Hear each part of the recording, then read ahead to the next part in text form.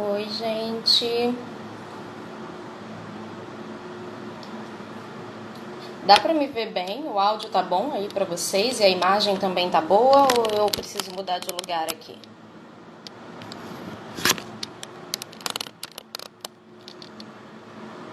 Vocês me veem e me escutam bem?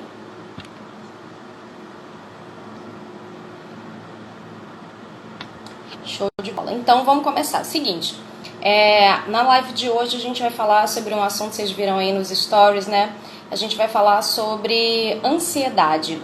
Ansiedade é uma doença que acomete muitas pessoas em tempos normais, a gente pode dizer assim, e principalmente agora, nessa questão que a gente está vivendo, né? Esse confinamento obrigatório, é mais possível e é muito provável que a ansiedade atinja ainda mais pessoas. Quem já tem o problema pode agravar o problema agora, nessa época de quarentena, e quem não tem, quem nunca teve ansiedade, pode desenvolver por estar trancafiado em casa, por ser obrigado a estar naquela situação, não saber como lidar muito bem com esse confinamento. Então é tudo muito novo, é tudo muito diferente pra gente, né? A gente nunca viveu uma situação que a gente está vivendo assim, e a gente está sendo obrigado, a gente está sendo imposto a estar dentro de casa. Então é por isso que eu vou chamar aqui uma profissional pra gente conversar, e aí vocês podem trocar, podem interagir. Quem tiver dúvida, se você tiver alguém na sua família que sofre de ansiedade, ou se você acha que você sofre, se você percebe alguns sintomas, por favor, fiquem à vontade para tirar dúvida, esclarecer. Esse é um momento, é uma troca, é uma ajuda, né, gente? Eu acho que o que a gente puder fazer para ajudar o próximo é melhor. Então, quem quiser fazer perguntas, fique à vontade, tá? Vou chamar aqui a nossa convidada. Vamos aqui.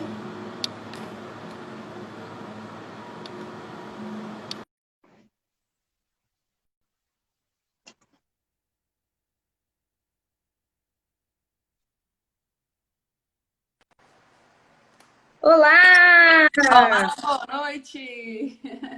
Tudo bom? Tudo bem? Então, gente, essa é a doutora Jamile Fastanha, psicóloga, tem toda a propriedade para falar desse assunto aí, vai explicar um pouquinho para a gente, vamos tirar dúvida, vamos conversar um pouquinho, porque nesse período, né, Jamile, a gente tá assim, sem saber muito o que fazer, né? Sim, Literalmente.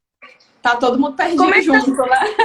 como é que tá sendo para você? Além de trabalhos online, né, você continuou com a sua rotina de fazer consultas online, mas fora isso, como é que tá sendo a sua rotina em casa? O que você tem feito? Então, agora o desafio é outro, né? É conciliar trabalho com tarefa doméstica, com cuidar de criança, com tudo, né? Então, acho que todo mundo está no mesmo barco, né? Passando por essa nova construção de rotina, readaptação, né? Eu tô a louca da faxina, eu tô aqui neurótica. Eu acabei de jogar água sanitária com água. Eu falei, meu Deus, eu vou jogar álcool 70 no chão. Eu já tô. Porque eu fui à rua, eu fui à farmácia, aí eu voltei, eu falei, tem álcool? E não, não tem. Eu falei, pronto. Já fiz uma solução de água sanitária, joguei no chão inteiro, porque eu falei, fui pra rua, voltei, meu sapato tá todo infectado. Eu achei, tô toda infectada. Lá vai água sanitária pra tudo quanto é lado. Sim. E a gente vai ouvindo as notícias e vai ficando mais ansioso, né? Porque vai tendo todo um É, protocolo de desinfecção a nível assim de laboratório, né? Que a gente vê que não dá para se configurar tão bem quando chega em casa, né? Se chega com sacola de compra, você vai fazer o quê? Né? é. Hoje um paciente disse isso, eu chego com a sacola, eu faço o quê? Eu encosto aonde? Eu coloco aonde? Como que eu tiro as coisas de dentro? Você não sabe nem Porque não como pode lidar, né? encostar nada. Você não sabe como estar seguro na sua própria casa. Isso é muito louco, gente, é muito louco. Bom, vamos começar aqui nosso assunto, porque se o pessoal tiver dúvida aí, pode interagir, por favor, fazer perguntas. A qualquer momento vocês podem mandar aqui, tá, gente? Jamile, vamos começar do começo. Vamos. O que é ansiedade? Então, a ansiedade por si só ela não é um problema, ela não é uma doença. A ansiedade é uma emoção humana, faz parte e ela tem um caráter de proteção, né? Então, quando a gente se sente ansioso, o nosso organismo está dizendo que a gente precisa se preparar para alguma coisa que ainda vai acontecer. Então, a ansiedade ela serve para isso, para a gente ter uma mínima previsibilidade e conseguir se organizar para algo do futuro. O problema é quando aumenta demais. E aí eu vou Mas tendo. então pode ser uma coisa boa, né? Uma ansiedade boa. Ela Por é uma exemplo, coisa é boa. uma coisa que vai acontecer e eu tô naquela expectativa. A gente pode chamar também como expectativa, ansiedade? Isso, é como funciona o mecanismo do medo. O medo, ele é bom porque ele nos prepara para não correr um risco à toa, por exemplo. Então, o medo é protetivo. A Oi, gente Arthurzinho. sobrevive se a gente sente medo. Então, a ansiedade é mais ou menos a mesma coisa. São duas emoções que têm um caráter protetivo. A gente se previne quando a gente sente isso. O problema é quando essa sensação domina. E aí sim vira um transtorno de ansiedade. Aí sim vira uma coisa que paralisa. Mais do que proteger, ela te limita. E como é que eu sei identificar se a minha ansiedade ela tá num nível bom, se eu tô ok, ou se ela realmente eu preciso me preocupar? Quais são os sinais de que eu preciso ficar alerta? A ansiedade, quando ela sai do ponto positivo, ela vai gerar algumas outras percepções, né? Então, provavelmente, um pensamento muito ligado naquilo que está gerando ansiedade. Então, no nosso caso agora, fica grudado nas notícias, fica vendo tudo que acontece sobre o vírus, número de mortos, número de infectados, não sei o que, não sei o que. Né? Outra coisa, pode ter esse excessivo cuidado, né? Então, tô limpando tudo, tô fazendo tudo, nem Ai, meu saí de Deus, casa, muita mas já calma tô, nessa hora. Você tá me nem saí de descrevendo a casa, mas louca já da tô tomando limpeza? banho de álcool, né? Então, essa coisa do excesso, assim, do medo mesmo, do excesso que vai pegando. E ela pode causar, num nível maior, algumas dificuldades. Por exemplo, alguma dificuldade de sono, ou insônia, ou sono interrompido, algumas dificuldades ligadas à alimentação, ou eu como demais, ou eu como de menos, um comer emocional, né? São diversos fatores que vão entrando aí no meio, né? Uma dificuldade de concentração, mas assim, isso tudo num nível de ansiedade que vai subindo, mas que ainda não gerou transtorno. O transtorno de ansiedade são outras características. Sim, agora você falou um ponto muito importante que eu acho que nessa quarentena, eu não sei, então, eu acho que a gente pode dizer que tá todo mundo ansioso, porque a gente fica assim, Tá. caramba, sem brincadeira, ontem eu não fiz outra coisa além de comer. Eu falei, não, eu vou comer isso, eu vou comer aquilo, eu vou comer. E você pega, e você come, você faz, e aí, então, isso caracteriza a ansiedade, é o tempo ocioso que você Sim. fala que eu vou fazer, e você acaba descarregando na comida, né? Sim. Esse comer emocional está muito ligado à ansiedade, né? É aquela coisa que eu preciso preencher alguma coisa que eu não sei o que é e a comida dá um conforto, dá um prazer e aí eu me vinculo na comida. Mas você falou uma coisa importante, Cris, não é o momento da gente identificar na gente mesmo e dizer tô com problemas, não tô doente, não tô. Todo mundo tá ansioso, né? Não, Claro. não escapo disso, todo mundo tá ansioso. A gente tá vivendo num momento em que é, é uma crise mundial, é uma coisa que nos tomou desprevenidos, então a gente não teve aviso prévio, a gente já foi assim, entrando na corrida, né? E a gente tem um caráter específico desse momento que é muito ansiogênico, que é a imprevisibilidade. Quanto tempo a gente vai ficar de quarentena? Não sabemos. Quando tudo isso vai passar? Não sabemos. E a questão econômica, como fica? Não sabemos. E o salário, será que eu vou receber? Não sabemos. Então, toda essa gama de coisas sem resposta vai gerando na gente uma ansiedade muito alta. Então, não tem ninguém que está escapando disso, não. Então, nesse momento, gente, é importante a gente falar que, claro que todo mundo está ansioso. Então, se você está comendo bastante nesse período, isso não significa que você precisa falar, caramba, eu estou com um transtorno de ansiedade. Não, Não. isso é uma coisa que é característica e é normal do período, não é isso? Isso, exatamente. Aí, deixa A eu gente mandar um beijo aqui pro precisa. meu afilhado, que ele entrou aqui pequenininho. Beijo, Arthurzinho maravilhoso. Clarinha, sua linda, também quero falar com você. Bem-vinda. Gente, a gente está falando aqui para quem está chegando agora sobre ansiedade. Então, por favor, quem tiver perguntas, quem tiver alguém na família que sofre de ansiedade, ou se você acha que você sofre, se quiser botar aqui algum sintoma que você acha que pode ser, por favor, temos uma profissional aqui à nossa disposição. Isso. Então a gente estava falando que todo mundo está com ansiedade, mas não é porque todo mundo está ansioso que eu preciso me entregar ao sentimento. Então, uma coisa que a gente precisa é observar como que a gente está e tentar encontrar formas de estar um pouco melhor, né? Eu tenho falado muito sobre essa história do excesso de informação. Informação é bacana, é necessário, a gente precisa da imprensa, mas a gente não precisa ficar o dia inteiro olhando o mesmo tipo de notícia. Isso vai gerando um remoer da informação e não vai ajudando, né? Quem está tentando fazer isso já está com uma ansiedade forte e acha que ao ter informações vai controlar um pouco mais a situação para si. E não vai. Quanto mais informação você tem, como tudo ainda é muito indefinido, como tudo ainda é muito novo, mais ansiedade gera. Porque você tem todas as informações e as informações não te respondem o que você está querendo saber. Então, a gente E é quase assim, 24 horas por dia de informação, né? Então, acho que a gente pode selecionar um pouquinho. Não, vou assistir agora, vou assistir de noite, de manhã e de noite. Pronto. Fica a tarde livre, fica tranquilo, vai fazer outra coisa, né? E vai eleger as pessoas que você tem confiança na informação. Então, eu confio na informação daquele profissional, ou daquele canal, ou daquele meio de comunicação. E aí eu vou olhar sempre as informações ali, porque ali eu vou saber que as coisas estão ou em uma fonte, ou duas fontes, ou três fontes, enfim, mas num lugar que você se sinta seguro para confirmar. Senão você vai ouvir uma fake news num lugar, você vai receber uma corrente em outro, e aí nessa você se perde sobre o que é informação correta, o que não é, o que é relevante, o que é que não é. Isso é super importante. A gente tem que fidelizar uma fonte. Lógico que é bom a gente diversificar e ouvir para ver se está batendo ou não. Uma vez ou outra, gente, é bacana. Agora, eu digo, como profissional de comunicação, tem muita fake news espalhada por aí. A gente olha e fala, como é que a pessoa escreve um negócio desse? Como é que bota? O outro que já está, tipo, com algum sintoma de ansiedade, vai pirar quando vê isso aqui. Então, assim, a gente tem que tomar muito cuidado com a informação que a gente consome.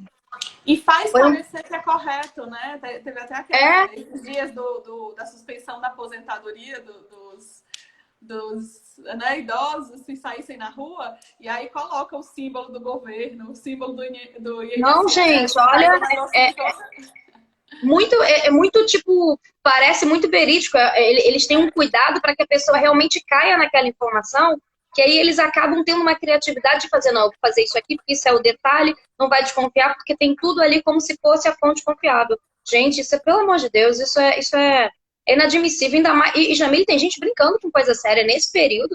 As pessoas ainda estão inventando umas coisas assim que, pelo amor de Deus, estão brincando com a mente humana. A gente, em vez de... tem muita gente na corrente do bem, de tentar ajudar, em contrapartida, tem muita gente por trás da própria imprensa que está jogando umas coisas assim que você fala, por quê, sabe? Então a gente tem que, isso é bem legal, a gente tem bastante que prestar atenção no que a gente consome. Deixa eu dar uma olhadinha aqui, porque acho que o pessoal botou aqui, vamos responder. Vamos responder. Deixa eu ver. Qual foi a primeira aí? Foi... Minha ansiedade já de um tempo descobri, pela pressão que subia e baixava com calmante. Geralmente, Leila que colocou... Leila Maravinas. Não, mentira, perdão. É ela? Que eu tô não, Leila Maravinas. Sim. Essa questão da pressão, ela é muito relativa. Não necessariamente a pessoa vai ter qualquer tipo de alteração de pressão, né? O que a gente tem como critério diagnóstico de transtorno de ansiedade são outras. Inclusive, aquilo que a gente chama de crises de pânico, né? Eles podem estar presentes dentro do transtorno de ansiedade. Então, é necessário que a gente observe os critérios. Não necessariamente a pressão tem a ver, mas que bom que por causa desse problema da pressão você se atentou para olhar para a ansiedade. A gente também tem muito que alertar que essa questão dos transtornos mentais, né, do adoecimento emocional, ainda passa muito batido, né? A gente conhece muitas pessoas que vão para os profissionais, fazem uma bateria de exames e aí não dá nada, né? Então a gente não consegue, assim, por taxas, por exames clínicos, por exames laboratoriais, saber quem está com ansiedade ou não. Então a gente precisa estar com um olhar atento para isso. Que bom que você se observou, além do sintoma físico, né? Pode ser que ela tenha sentido alguma outra coisa e associou junto com a pressão. A pressão foi só uma coisinha que você, pela pressão, descobriu outros sintomas, né? Em crises de pânico, é muito comum ter sensação de queda de pressão, certo? Mas isso não é critério diagnóstico para o transtorno de ansiedade. Né? O que fecha o critério é a crise toda, todos os sintomas associados sem razão aparente. Ótimo. Vamos responder a Graciane aqui. Acordar no meio da noite, sentir dormência nas mãos e falta de caracteriza a ansiedade? Pode ser. Já é uma coisinha que a gente precisa dar atenção, assim, porque aí a gente está com duas coisas. A gente está com o sintoma físico e a gente está com a insônia, que é muito ligada ao adoecimento emocional, sim. Né?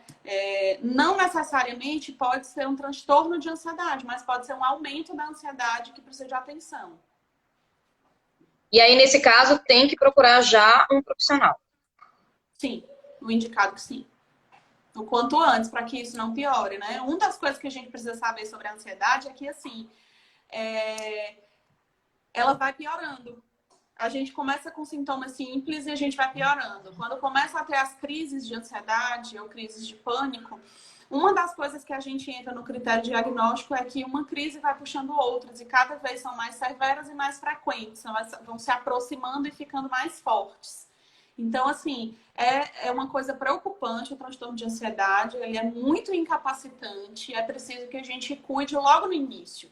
A gente vai tendo a ideia de que, assim, é bobagem, eu vou dar conta sozinho, foi só porque eu estava um pouco mais debilitado hoje, né? Vou me cuidar, vai dar certo, né? Vou rezar, minha família vai me dar apoio.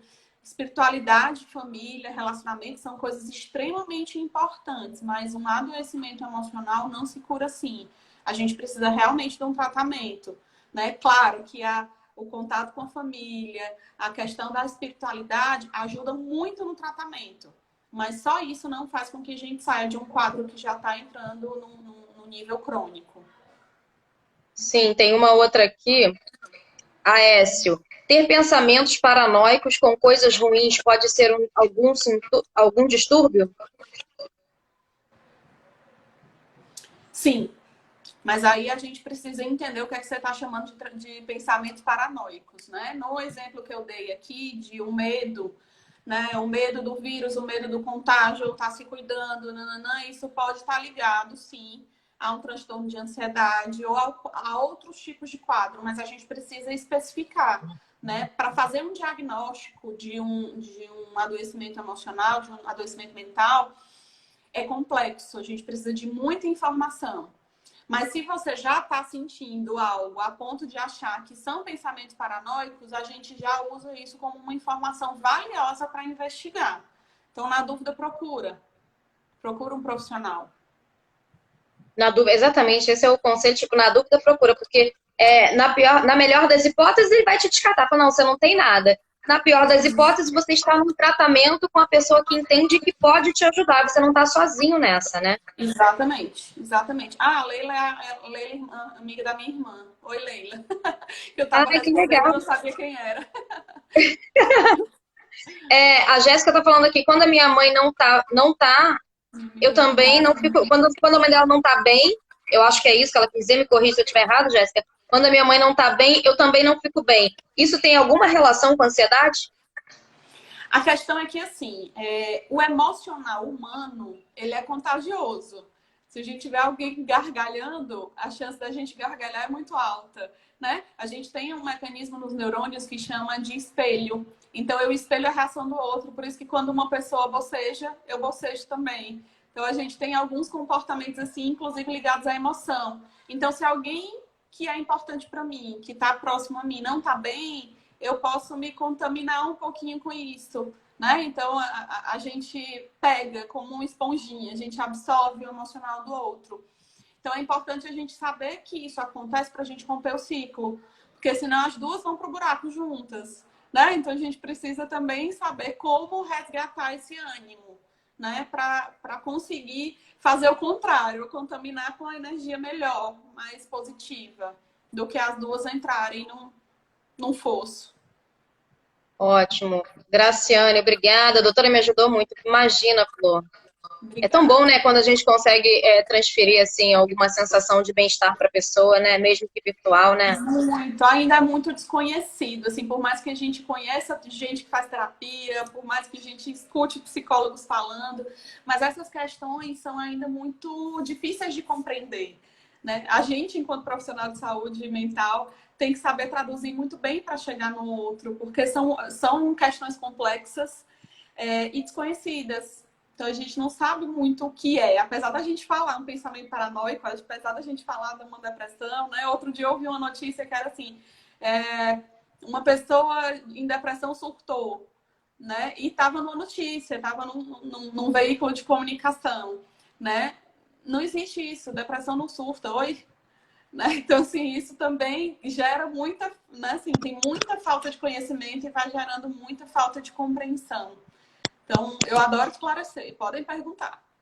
Claro, agora você falou de surto, uma dúvida minha, como é que eu identifico o surto? O que caracteriza um surto?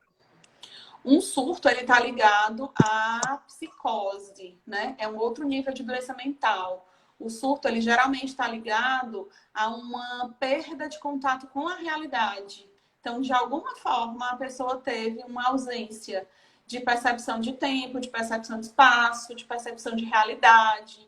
Então, a pessoa entra numa fantasia, ou a pessoa vai ter... Mas qual o sintoma que eu percebo que eu falo? Será que eu surtei? Como é que eu consigo mais ou menos perceber em algum momento? Saiu do ar. Então, você não lembra o que falou, você ficou muito estranha. É mais fácil que durante um surto você não volte muito ao seu normal depois. As outras pessoas próximas de quem surtou é que vão ter que tomar as providências em relação a isso, né? O surto, ele geralmente é uma coisa bem severa. A gente fala até brincando hoje em dia, assim, essa história do surto, mas não, é uma coisa bem severa. A gente precisa dar um cuidado maior. Então, a pessoa que provavelmente perdeu o jeito de ser. Então, assim, a normalidade do que é ser aquela pessoa vai virar o avesso. Então pode ser bem sutil, né? Pode acontecer de uma forma bem serena e você ter um surto, simplesmente você se desconecta consigo mesmo e isso caracteriza um surto. Não é tão sutil. Ele geralmente dá sinais sutis que a pessoa não dá ibope antes, né? Não olha para isso. E aí, porque às vezes a gente escuta falar muito assim, surtou, tipo como se fosse de repente, uma explosão, um pico, surtou, saiu de si numa loucura, não necessariamente. Não, isso que a gente fala do surto é a gente trazendo para a nossa realidade de dia a dia, de senso comum, um conceito que é muito mais complexo que isso, né? O surto, ele geralmente tem a ver com a psicose. Então, tem uma fuga da realidade, uma leitura da realidade que é totalmente desconectada do que eu estou vivendo. Então, tem uma fantasia, tem, às vezes, alucinações, alucinação auditiva, alucinação visual, uma mania de perseguição, uma teoria de conspiração. Depende de qual é o quadro de surto, né? Tem surtos ligados a diferentes quadros psicóticos, mas geralmente é bem radical e vem dando sinais antes. O problema é que esses sinais são geralmente desconsiderados e a pessoa só vai dar atenção quando tem uma explosão, assim, né? A gente tem que prestar bastante... Acho que é um exercício constante a gente se perceber, a gente se conhecer, autoconhecimento, e para isso a psicologia funciona muito bem. Acho que a gente não tem que procurar um psicólogo só no momento, eu acho que eu tô com esse sintoma, isso pode ser isso. Gente, psicologia eu acho que é vida, é um autoconhecimento, é você saber lidar com as suas emoções constantemente, né? Independente de qualquer problema, né? Sim. A grande questão é que nós não temos uma criação emocional. Eu brinco que a gente já saiu do tempo das cavernas há muito tempo, mas a gente ainda é criado assim, joga a gente no mundo e vai lá sobreviver, né? Vai.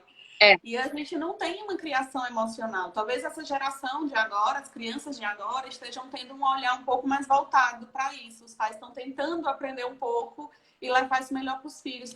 Mas até então não tinha isso. Então, assim, a gente precisa entender que no nosso universo de vida adulta, nossas emoções são extremamente complexas, extremamente difíceis da gente entender.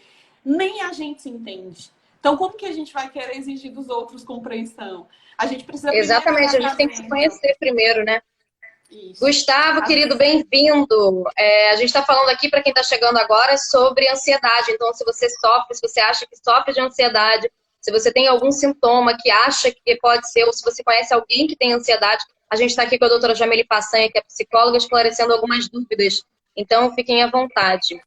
Tem uma outra pergunta aqui, Jamile, o Aécio mandou uma outra, ó. Tá. Existe um método específico no qual a psicologia pode ajudar no meu temperamento explosivo e impaciente?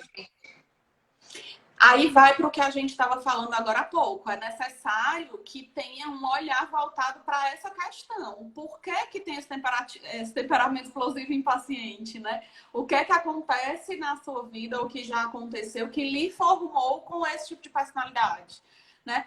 Como não é um transtorno, não é uma coisa que eu vou dar lá um remedinho e vai aliviar o sintoma. É um processo maior.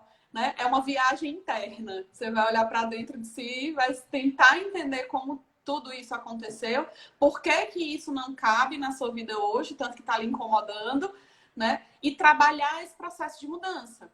O processo de terapia, ele é um processo longo porque vai exigir da gente esse trabalho estratégico de identificar o que incomoda, entender os motivos que fez aquilo acontecer e preparar o terreno para a mudança de comportamento. Então, isso precisa de tempo, precisa de um olhar cuidadoso para isso. A Jéssica está falando aqui, eu não sei lidar com sentimentos. Jéssica, isso não é privilégio seu. Muita gente não sabe lidar com sentimentos. Eu acho que é uma das coisas mais difíceis, né?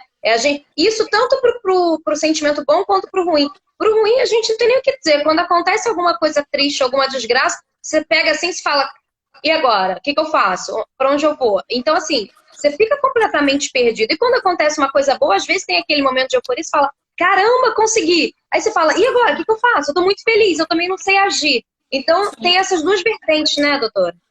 E a gente também tem uma ilusão de que as nossas emoções são simples. Quando eu tô feliz, eu tô feliz. Quando eu tô triste, eu tô triste. Quando eu tô zangada, eu tô zangada. E não.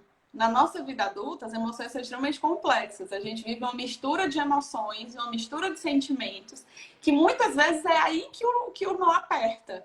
Como que eu vou lidar com uma situação em que eu amo e tô com raiva? Como que eu vou lidar com a situação que eu fico feliz até aqui, mas daqui para lá eu tô frustrada? E aí essas emoções todas vão se misturando e eu não consigo nem debulhar. Eu não consigo nem saber especificamente o que estou sentindo. Então, como que eu vou lidar com a emoção? Como que eu vou lidar com o sentimento? E outra, tem muita gente que ainda tem o hábito de não olhar para o sentimento, de jeito nenhum. Então, como que eu vou lidar com uma coisa que eu ignoro? É você ver e perceber, né? E entender como que aquilo aconteceu e por quê. E como que você pode agir de acordo com aquele sentimento que você tá... Nossa, é muito complexo, né? E tem gente que diz que vai pra terapia só bater um papo, hein? Não é? Não, mas a gente vai bater um papo, a gente descarrega tudo. E ali você tá entendendo, né? Na nossa cabeça, é isso mesmo. A gente fala assim, eu vou bater um papo, porque eu não aguento mais, eu tenho 1000 coisas na minha cabeça, eu quero falar. Despeja mesmo, gente. Vai, chega lá, senta no divã e fala, doutora, isso. Eu já fui a uma sessão que falaram assim, e aí, como é que foi na psicóloga? Eu falei, nada, eu detestei, porque eu só falei, a mulher falou, acabou o tempo. Eu falei, como assim? Eu preciso de alguma... me dá alguma fala comigo. Aí ela falou assim, aí eu fui para outra sessão. Eu falei, não, realmente, é lógico. Mas às vezes acontece e é muito necessário que, pelo menos na primeira sessão, você descarregue tudo para que aquele profissional entenda, né? Não é ruim. Como é que uma sessão deve ser? A gente deve falar por partes ou a gente deve, não, olha, hoje eu vou falar disso. Ou não, eu posso chegar numa sessão e descarregar tudo que minha vida para você. A psicologia, ela é uma ciência que ela tem vertentes diferentes. Então, cada vertente tem uma metodologia diferente de trabalho, que são as abordagens, né? Quem já ouviu falar em psicologia, geralmente já ouviu falar em abordagens. Então, cada abordagem vai ter um jeito de atuar, né? Eu, Jamile, enquanto profissional, gosto de interagir desde a primeira sessão para não ficar com essa frustração de, nossa, só falei e não ouvi nada, né? Mas também tem um sentimento que é importante. Desculpa, você gosta de quê? Como é? Você gosta de quê? De interagir. Eu não deixo só falar, eu vou pontuando, eu já vou fazendo algumas considerações desde a primeira sessão. Tá? Mas aí é do profissional. Eu digo assim, a gente, enquanto pessoa que está indo procurar, o certo é eu falar só de um assunto na primeira sessão ou eu posso descarregar tudo? Vai depender da abordagem do teu terapeuta, vai depender do tipo de trabalho que ele faz. Eu adoro. Quando fala aí, qual é o seu problema? Aí eu posso ler o livro. Vai falando que é ótimo. Né? Mas assim, é importante a gente entender que nem sempre a gente tem um motivo claro para ir para terapia. Então tem gente que chega e diz, mas eu não sei por que eu vim. Vai falando que vai aparecer. Né? Todos nós temos mecanismos de resistência que faz com que a gente não entre em contato tão claro com as nossas questões. Às vezes a gente esconde nos cantinhos nossos mesmos que nem a gente vê. Então a gente precisa estar aberto. Incrível. Peraí, tem alguém que falou aqui. Deixa eu voltar. Foi a Jéssica falou que não sabe lidar com os sentimentos e depois que a amiga estava triste. É o que ela falou, né? Que a amiga estava triste, ela ficou triste também. Então, Jéssica, isso aí você tem que trabalhar, né? De uma forma boa. De repente, a psicologia pode ajudar, sim, a você não absorver, não ser esponja, de repente. Lógico que a gente tem uma amiga triste, eu não vou estar rindo feliz da tela. Mas eu posso trabalhar para que aquilo não me tome totalmente, né? Mas aí você pode, assim, percebeu que ficou triste e não sabe por quê? Sai um pouquinho de perto, faz uma coisa que você goste, volta com um ânimo melhor e tenta trazer um pouco desse ânimo para outra pessoa. Claro que eu não vou pegar a pessoa que está triste e sacudir, querer que a pessoa fique feliz de uma hora para outra. Mas a gente pode tentar trazer o nosso para a pessoa também. E aí, mostrar um lado positivo. Ótimo. O Aécio falou aqui, às vezes sentimos... da questão de falar com a psicóloga. Às vezes a gente sente vergonha de falar tudo para o profissional. Exatamente, Aécio. Mas existe uma coisa chamada ética profissional e que você tem que confiar no profissional que está ali na sua frente, né, Jamile? Porque o que está ali é um profissional, não entenda como uma pessoa normal, como um colega. Entenda como um profissional capacitado para te ajudar. Então, se você não fala, você vai para a terapia e você vai ter a sensação que você não foi ajudado e que não te adiantou nada. Mas porque você também não falou, não é isso? Sim. E dentro do processo de terapia, a gente também vai construir essa relação de confiança. Então, aquilo que você não consegue falar na primeira sessão, você vai falar lá na frente e tá tudo bem também. A gente vai trabalhando à medida que as coisas vão surgindo. Mas essa liberdade com o profissional, a gente vai construindo. Né? Então, às vezes eu atendo alguns pacientes homens, eu atendo muito homem, e às vezes eles falam assim, mas eu queria falar umas coisas, mas eu tenho vergonha, né? Eu vou falar na frente de mulher, vou falar de questões, por exemplo, sexuais, na frente de uma mulher. E aí, nessa hora, eu digo, aqui eu não sou mulher, eu não sou homem, aqui eu sou um profissional, aqui eu sou um psicólogo. Então, a gente vai trabalhar o tema que for. Né? Então, a gente tem um estudo e uma metodologia também para aliviar esse processo de vergonha do paciente, essa coisa de conseguir falar. A gente também trabalha para facilitar esse processo.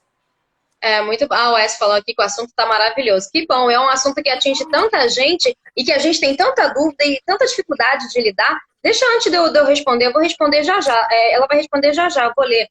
Mas antes, deixa eu entrar para não perder aqui, Jamile. Você falou da gente identificar, da gente se perceber isso, mas quando a gente, e no outro, quando a gente sabe que a gente conhece, o fato já é conhecido que a outra pessoa tem ansiedade, como é que eu posso ajudar uma pessoa que tem ansiedade? A gente precisa de alguns mecanismos de fazer a pessoa voltar pro hoje, né? O ansioso, ele geralmente está vivendo muito de uma projeção do futuro. Então, assim, vou usar como exemplo esse momento que a gente está vivendo, né? Muita gente está ansioso por conta das questões econômicas, por exemplo. A minha empresa, como vai ficar? O meu trabalho, se eu vou receber salário? Como essas coisas vão ficar? A gente precisa trazer essa pessoa para o agora. O que a gente pode fazer sobre isso agora, já que a gente não tem as respostas? A gente pode economizar em alguma coisa e isso vai dar um pouco mais de segurança. A gente tem alguém que a gente possa entrar em contato, por exemplo, um chefe, um contador, alguém que dê suporte nisso, que possa trazer informações que agora possam ser relevantes para trazer um pouco mais de planejamento, conforto para esse momento. Aí a gente vai fazendo isso, né? Eu tô ansiosa porque o vírus, porque não sei o quê. Vamos ocupar o hoje. Adianta a gente ficar na frente da TV vendo só notícia? Não. O que a gente vai fazer para ter uma rotina? Quais são as coisas que a gente não pode deixar descuidar, mesmo estando trancafiado em casa? E aí a gente vai criando uma rotina nova onde caibam essas coisas. O ansioso, ele está querendo ter um nível de controle do futuro, né? A ansiedade, quando ela vai aumentando, é isso. Eu quero ter controle sobre algo para qual eu ainda não tenho resposta. Então, a gente precisa trazer para o agora. Vamos deixar o hoje, né? O futuro para o futuro e vamos cuidar do hoje agora. Você falou uma coisa, eu ouvi uma frase esses dias que era assim: eu só controlo o que eu controlo. Eu fiquei assim, horas meditando nessa. Eu falei, eu não entendi. Eu falei, você pode desenhar? Aí falou assim: não, eu só controlo o que eu controlo. Eu falei, sim, óbvio. E falou, então, se a gente tá numa. Eu vou dar a minha interpretação, mas eu quero a sua visão enquanto profissional. Porque eu fiquei encucada com isso, eu só controlo o que eu controlo, é claro. Aí o que eu entendi é assim, eu só controlo, eu não entendi muito bem não, mas enfim, eu só controlo o que eu controlo significa para mim, vou dar o exemplo que a gente está vivendo agora. A gente não tem controle sobre essa situação. Então, eu vou aceitar eu tenho que aceitar. É uma coisa que me foi imposta.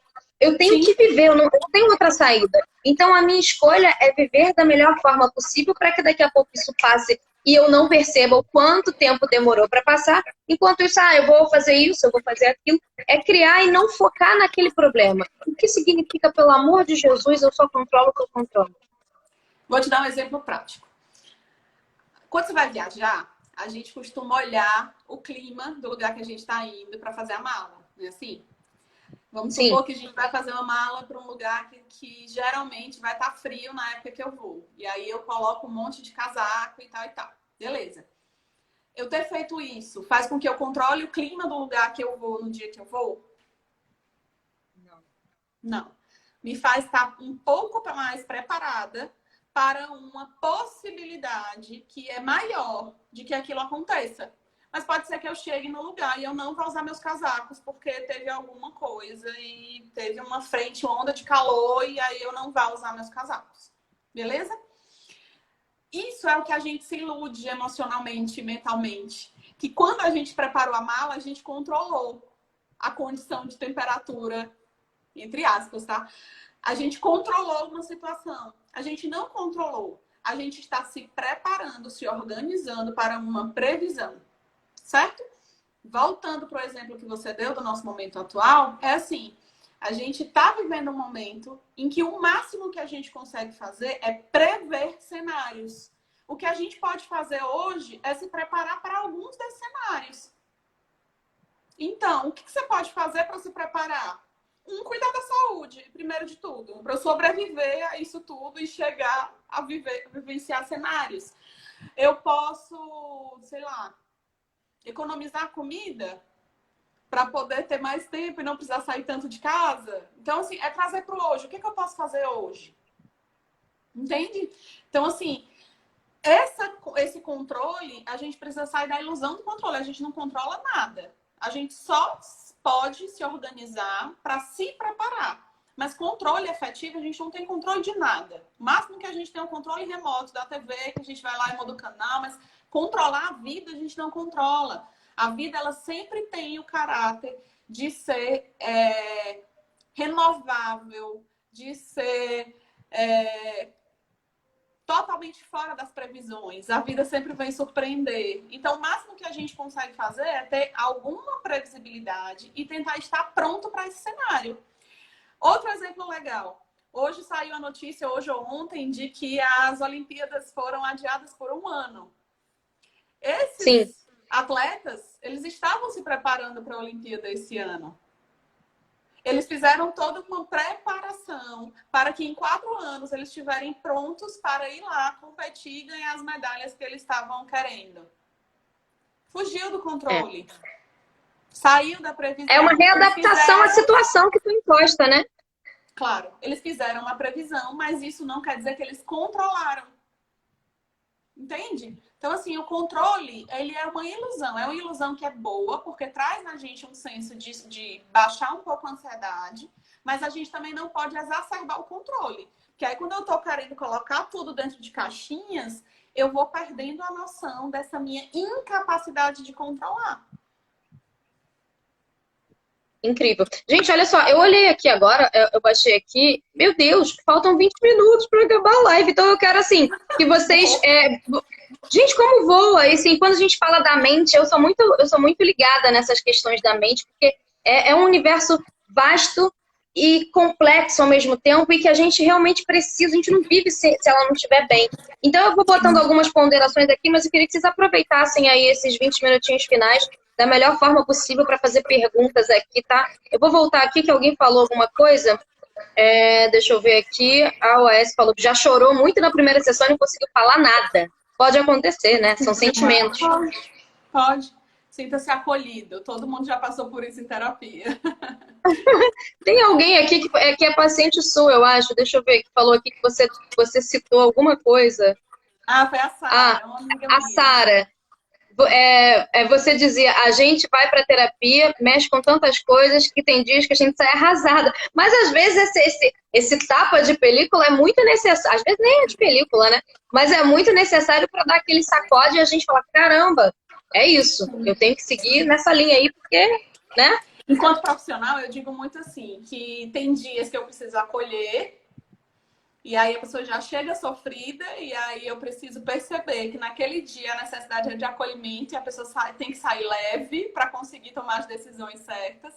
Mas tem dias que eu preciso cutucar. Então tem dias que eu vou lá e vou só cutucar, porque a pessoa precisa sair mexida. E aí é nisso que a Sara citou, assim, a gente vai mexer um monte de coisa e vai sair com a cabeça mais fervilhando do que antes de entrar. Mas vai depender da sessão. Mas esse fervilhar é positivo, é uma técnica que você usa, proposital para que a gente consiga ficar com as perguntas e naquilo ali a gente conseguir agir para melhorar as perguntas, não é isso? Um grande impulsionador na mudança é o incômodo. A gente só muda se a gente está incomodado. Por isso que a gente não consegue mudar ninguém, porque aquilo que incomoda nos outros em mim não necessariamente está incomodando a pessoa. A gente só muda quando a gente está incomodado. Então, dentro do processo... Aí outra frase, meu Deus, peraí, eu vou anotar, peraí. Já tenho, eu só controlo o que eu controlo, gente, anotem, isso é muito importante. Ó, tá martelando aqui. A gente só muda... quando tá incomodado.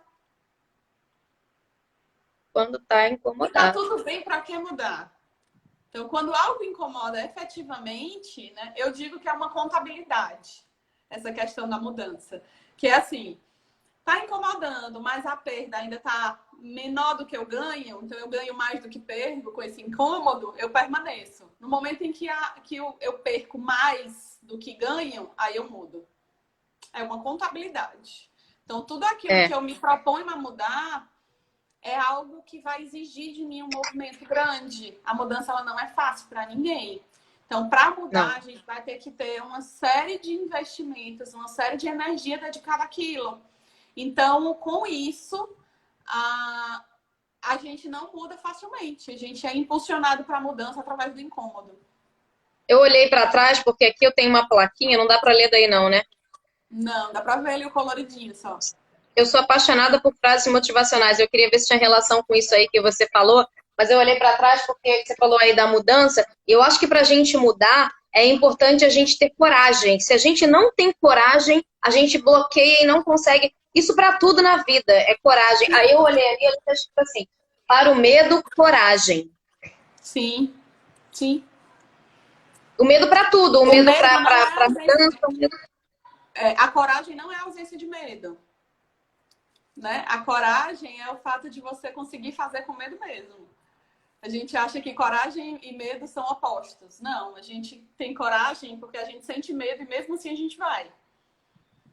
E às vezes a gente vai inconscientemente, né? Sim.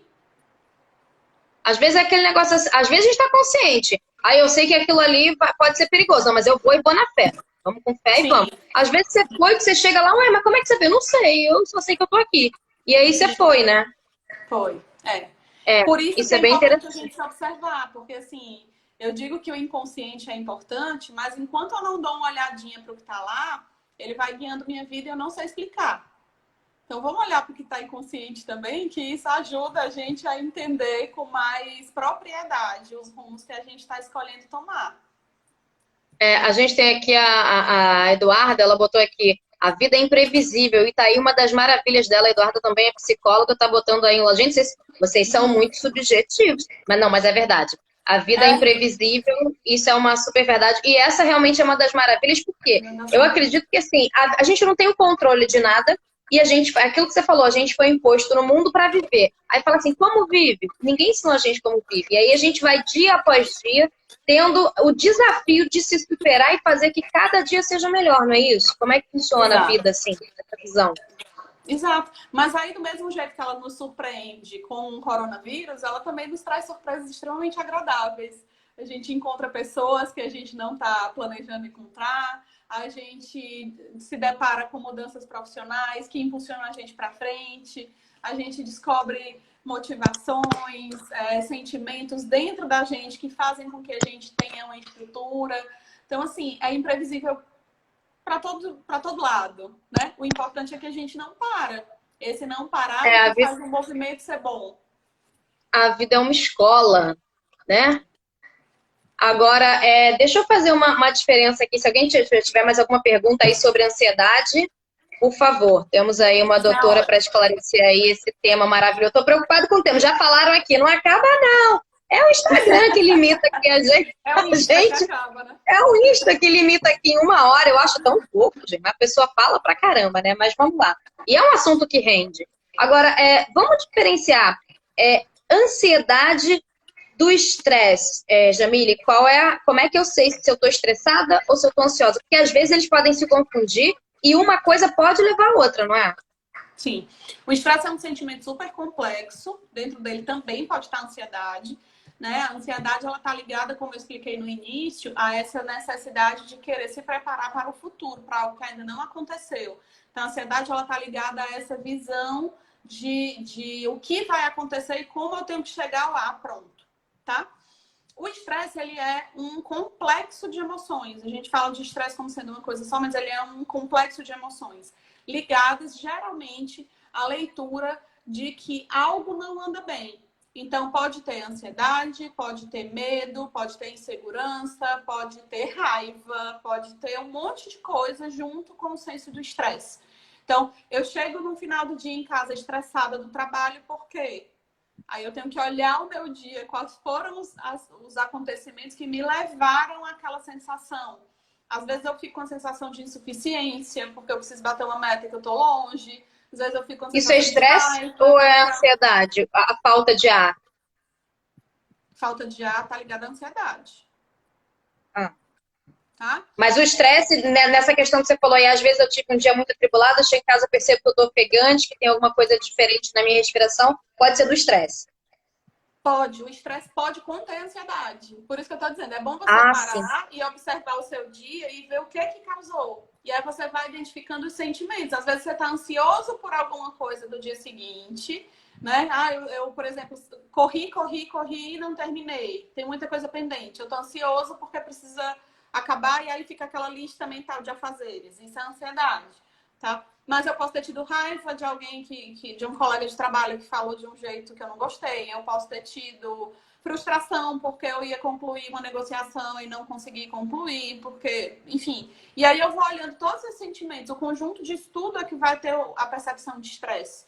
Geralmente isso se repete, porque o estresse é acumulativo. Então é um desgaste emocional. Maravilhoso. Eu vou fazer a minha última colocação aqui, quem quiser ficar à vontade, depois eu vou deixar pela Jamile aí, se quiser colocar alguma coisa, mas eu vou falar de uma coisa que não tem nada a ver com a ansiedade, mas que isso é uma coisa que ficou aqui, ó. Você me falou em uma entrevista que eu fiz com você e ficou aqui.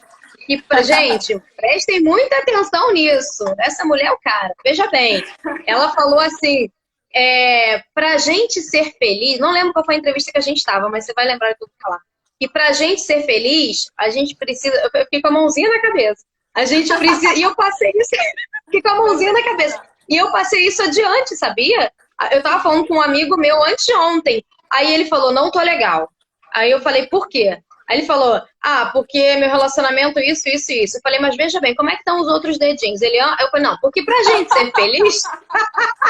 Aí eu falei, a psicóloga que eu entrevistei disse que a gente precisa de 5 pontos. E eu não lembrava um. Aí eu falei, ai meu Deus, eu lembrei de 4 e faltou um. Então, gente, aqui o ensinamento, eu quero deixar essa lição aqui pra vocês, que eu acho que pode ajudar muito na ansiedade, no estresse, em qualquer problema mental que a gente possa ter. E ela vai explicar aqui agora. Prestem atenção na mãozinha. Vai, faz com a mãozinha, Jamile. Pra gente ser feliz, a gente precisa dos nossos 5 dedinhos, 5 pilares, fala.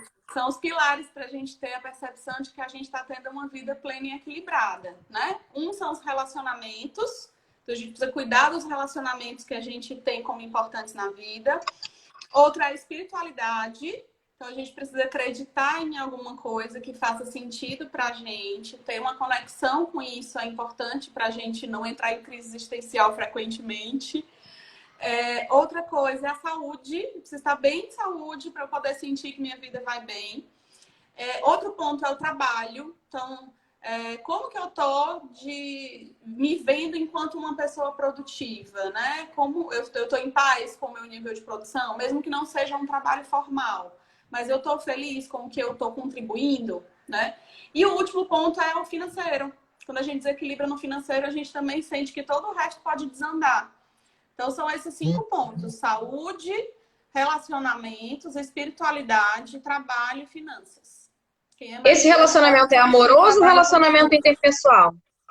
Todos os relacionamentos. Relacionamentos interpessoais, amorosos, principalmente os relacionamentos próximos. Quando a gente está com esses relacionamentos equilibrados, a gente sente que tem um propósito maior na vida. A gente está vinculado, a gente pertence. Maravilhoso, eu anotei, tá bom? Olha aqui, já fiz o meu dever de casa. Olha aí, 5 dedinhos, tá vendo? Depois eu vou desenhar a mãozinha aqui do lado. 5 dedinhos: relacionamento, espiritualidade, saúde, trabalho e financeiro. Exatamente. Olha a Marinês, olha aí o comentário da Marinês. Vou usar a mãozinha também, foi essa? Vai usar a mãozinha dos 5 pilares. use a mãozinha. Gente, tem coisas que martelam na nossa mente. Eu fiquei, gente, 5. Só que às vezes, na correria do dia a dia, você vai passando e você não percebe. E às vezes a espiritualidade é o que a gente deixa muito de lado. E ela pode ser o pilar que vai equilibrar o resto, né? Sim. Sim, faltou isso faz um, vai desequilibrar os outros.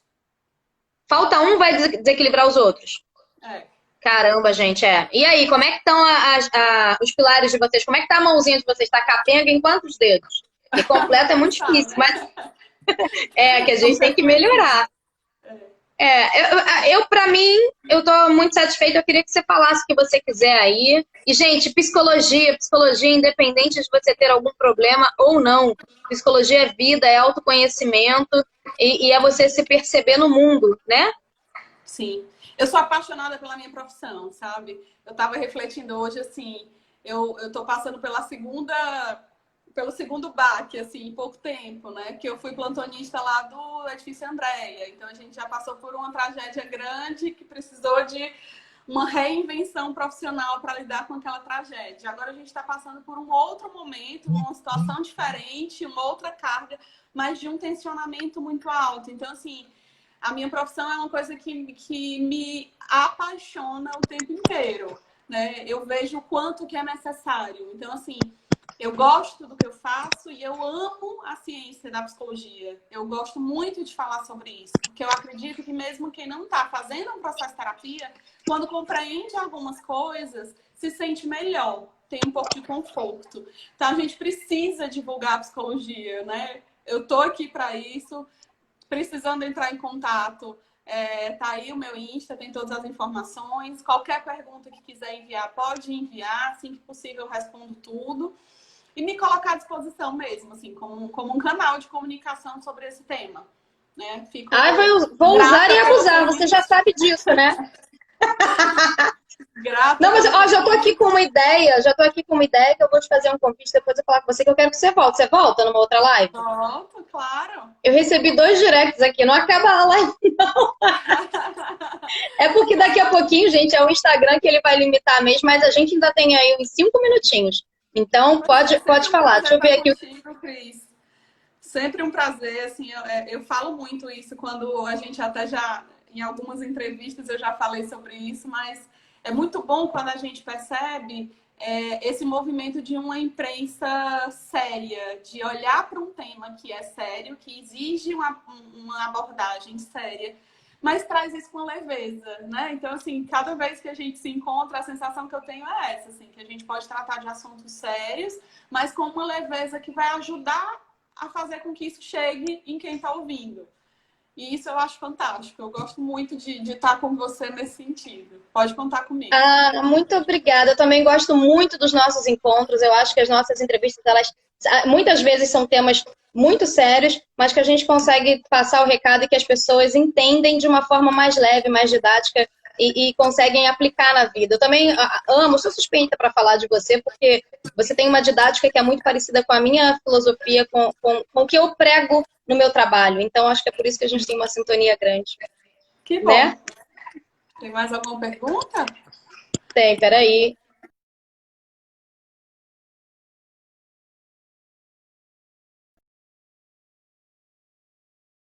Fazer na busca. Foi a... A Eduarda colocou. Não, mas antes a Marinês falou aí, ó, eu perguntei dos dedinhos, ela falou que tá totalmente capenga. Muita gente tá capenga, mas agora isso, a gente... né? Porque aí... É bom perceber os nossos dedinhos. Usa esse incômodo para isso, né?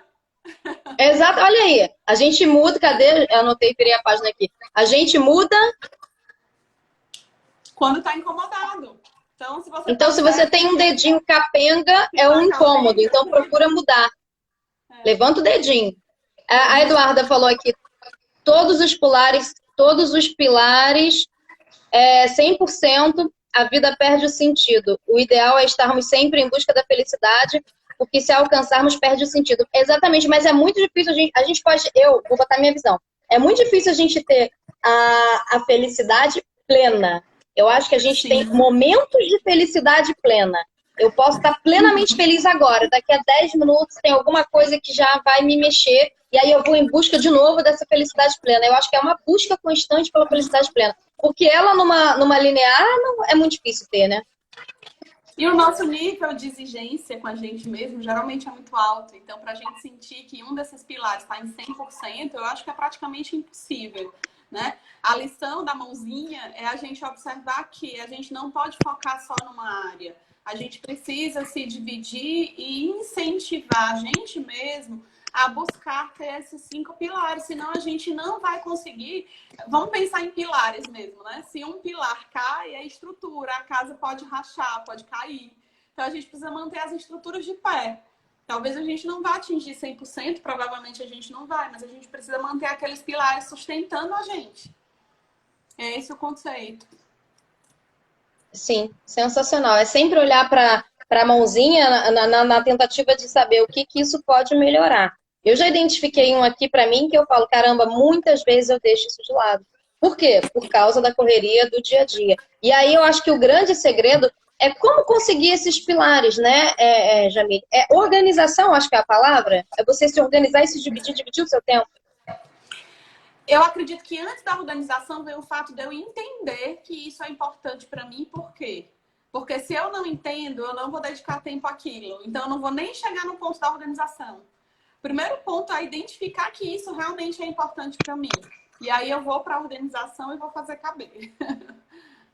Exatamente. Fica à vontade para você finalizar e encerrar. Gente, quero te agradecer. Obrigada, é sempre um prazer e é uma honra ter você aqui, viu? Esclarecendo um assunto tão importante. Obrigada mesmo. Obrigada. E é isso, vamos segurar esse período com ansiedade ou sem ansiedade, somos capazes de passar por isso. É difícil, não vamos romantizar, não é porque a gente está em casa que a gente vai aguentar fazer toda essa programação que a gente está vendo na internet, na TV, mas com calma a gente vai conseguir encontrar um novo caminho para tudo isso, né? Para agora e para depois. Tá ótimo, obrigada, gente. Agradecer aqui a participação de vocês também, eu acho que foi esclarecedor para muita gente, né? E dizer aqui de antemão, não sei nem se ela aceitou, mas eu já estou dizendo aqui que ela vai voltar. Ela vai voltar para falar de um outro. Uma vez eu perguntei para Ivete alguma coisa que eu fiz assim. Falei, Ivete, você vai estar na próxima edição desse festival? Ela falou, eu não sei se eu vou estar, não. Ninguém falou, não, mas eu vou estar. Então, assim, tô dizendo, ela nem aceitou, não, mas já estou dizendo que ela vai voltar. Oremos. Porque o pessoal gostou e eu acho que é muito importante a gente fazer lives esclarecedoras, ainda mais com um assunto tão importante. Então, obrigada. E eu vou combinar com você para a gente voltar aqui. E aí vocês fiquem ligadinhos nos meus stories, que eu vou botar lá, que a doutora Jamile Passanha vai voltar. E aí vou botar o tema, que eu já sei até qual é o tema aqui, especialíssimo, que ela é super, como é que eu vou dizer? Especialista. Aí vai ser uma conversa um pouquinho mais pesada. E homens, vai ser uma conversa assim para explorar. Já imaginou então? A gente vai explorar aí a imaginação